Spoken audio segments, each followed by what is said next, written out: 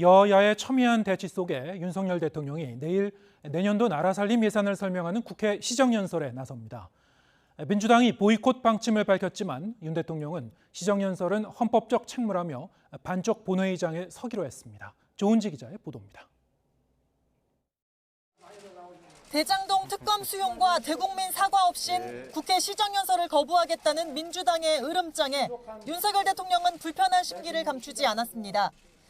거기에 무슨 추가 조건을 붙인다는 것을 제가 기억하기로는 우리 헌정사에서 제가 들어보지 못한 것 같습니다. 단호한 표정으로 시정연설의 정당성을 조목조목 설명하기도 했습니다. 헌법이 보장하고 있는 대통령의 국회 출석 발언권과 예산안이 제출되면 정부의 시정연설을 듣도록 되어 있는 국회법의 규정, 그리고 여야 합의로 25일로 일정이 정해졌는데 대통령실도 정부가 나라 살림과 씀씀이를 국회와 국민에게 설명할 책무가 있듯 국회 역시 국민 세금을 어떻게 쓸지에 대해 보고를 듣고 챙길 책무가 있다고 압박했습니다. 그러면서 윤석열 정부의 첫 번째 예산안은 재정 건정성을 유지하면서도 사회적 약자와 취약계층을 어떻게 챙길지, 미래 세대를 위한 역동적 경제는 어떻게 가꿀지 상세한 구상이 담길 거라고 예고했습니다.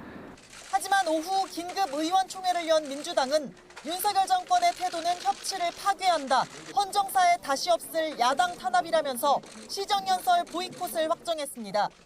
피켓 시위나 규탄 구호 재창, 집단 퇴장 등 다양한 방법이 논의되는 가운데 구체적인 액션 플랜은 오전 10시 본회의 전까지 숙고할 것으로 보입니다. 협치는 끝났다라고 생각합니다. 그리고 야당을 말살하는 국민과 맞서 싸우려고 하는 윤석열 정권에 우리는 강력히 항의하고 규탄할 수밖에 없습니다. 정적 제거형 야당 탄압의 골머리인 윤석열 정권 강력히 규탄하면서 이런 냉랭함은 5달 전과는 180도 다른 분위기.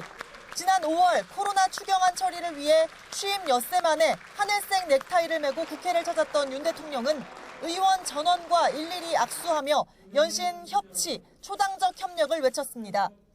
공동의 위기를 극복하기 위해 기꺼이 손을 잡았던 처칠과 애틀리의 파트너십이 그 어느 때보다 필요합니다.